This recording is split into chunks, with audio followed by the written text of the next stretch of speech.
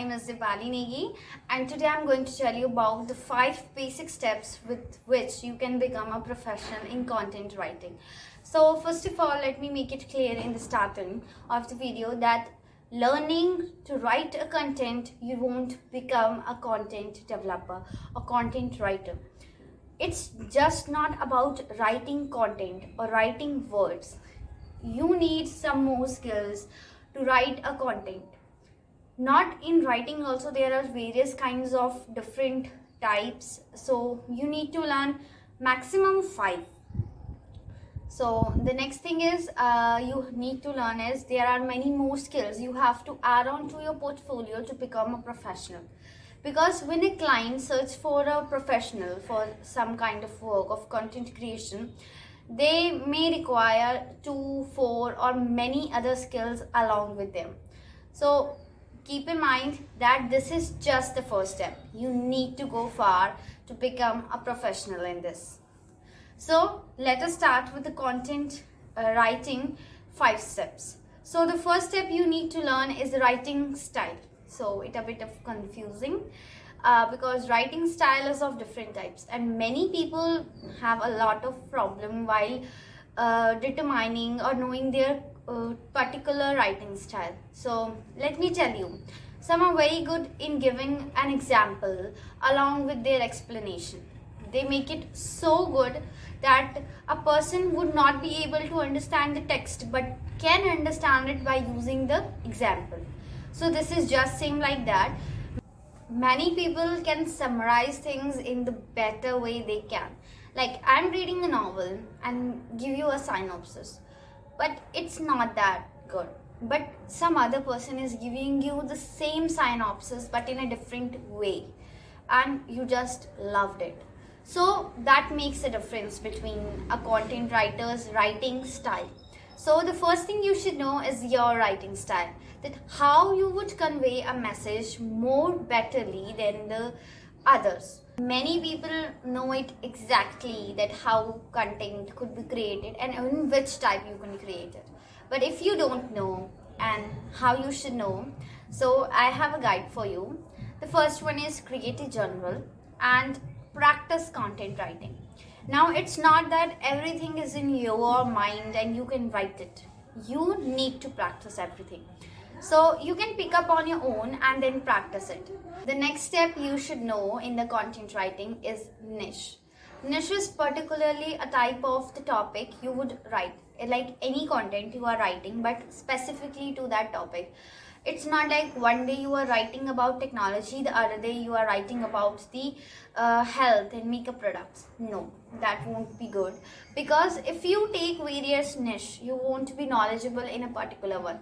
So take a one niche and apply it over the all of the content you have learned. So this way you would be able to know that how and you are going to create a content and what you can add to make the content more reliable and valuable for the readers. The next step you could learn is the research. Research is kind of a difficult topic because each content writing requires a different kind of a research. If you are doing educational content research, you need to brainstorm over the you will have to do research over the internet along with the books. If you are writing a content over the celebrities, then you have to stalk them over the internet. Various kinds of content requires various kinds of researching. If you are writing a content for a marketing, then you would require a research for the SEO optimizations, for learning the keywords the customer would search for. And the next type of content you will create for the marketing and for you can say a website that is selling the products to the customers, you will take up the content that would attract the consumer to buy the product. So it's actually in marketing building customers, how to sell a product. The content writing is specifically based on it. So whenever you are using any kind of content you are creating, do choose your niche, because if you are having various niches, you will be a bit confused, and when it comes to practically using it, it takes a lot of time and lots of efforts. So do choose this wisely. Now the next step you should know, it is headlines. Headlines like are the most probably the best thing, you would attract maximum readers. 90% of the readers get attracted to an article or to a blog or to a content only after reading the headline. Whatever content you are creating, you need to have an eye-catching headline so that the reader would get, oh my god, I want to read this, and click over your text. So do make headlines valuable and attractive for the users. Now I have two tools for you. One, headline analyzer, the first tool from Course Schedule. When you type in your headlines, you will see abbreviations of everything your headline has or lacks. So you could change it and could make appealing for the readers. The maximum readers search for, it will give out you the keywords and help. So you could change your headline according to it. The next thing you have is Ubersuggest. In Ubersuggest, you can't type in directly your headlines. It has a problem in headlines portion. But you can use it, the main keyword like content writing. Yeah, 5 basic steps for content writing. And go on the content ideas, and then you would get to what kind of content people are searching, from where they are getting links. I would attach a video below, so you can also check my videos over there to headline analyzer and Ubersuggest, how you should use them as a beginner to create your content and how to optimize your headlines. The next thing is the last step and the most important step, and it is easy to even detect. The next is correction. First of all, check for the spelling mistakes. If you have done any spelling mistake, do correct it at that time only. Because if a reader reads your content and has some mistakes, it would distract, and the reader would go back and won't read your content. So make sure it is spellings are correct. The next, grammatical mistakes should be corrected. And the next step you can choose for is the paraphrasing. Like sometimes we write a sentence and it fits according to us, but it won't fit to the reader.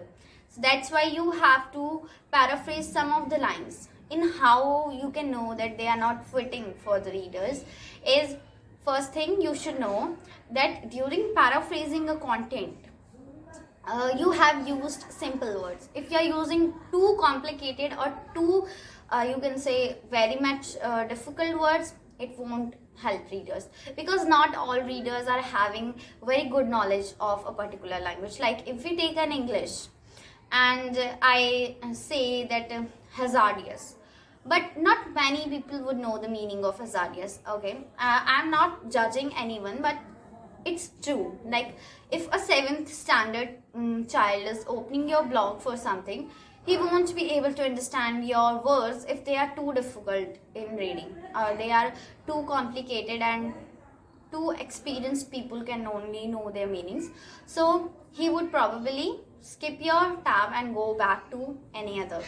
So to reduce this, you have to know that you have to use simple words. In case of hazardous, use dangerous, and many other words. Like if you are using crescent somewhere, use a moon over there. So the easiest word that a person would know from the 6th standard, you have to use those words. It will help them. I know it's not always possible to use that kind of words in your content, but if it is possible that you can add those, then use them. Because too difficult words, not many of the consumers or readers would be able to know their meaning. So make sure your content is simple in reading. You can also use Grammarly for this purpose. Grammarly is too good. It will tell you your spelling mistakes, your grammatical mistakes. But yeah, make sure you read the content after writing, because Grammarly only corrects the grammatical and the spelling mistakes. It won't tell you the mistakes that would be coming when you are reading some words. Like if I have written somewhere nuts, but I have to write knots. So according to him, nut is a word, so he won't point it out. So that's why you have to read your content once more to confirm that there are no mistakes. And if you see any mistake, do correct it. The paraphrasing, I know it can be difficult, but we have a paraphrasing tool from the Quillbolt AI.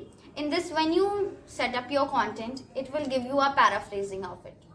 So it's easy, but make sure sometimes it paraphrases the simple words to too difficult one. So make sure you make those changes before putting that content in your Grammarly. So you have to keep these things in mind.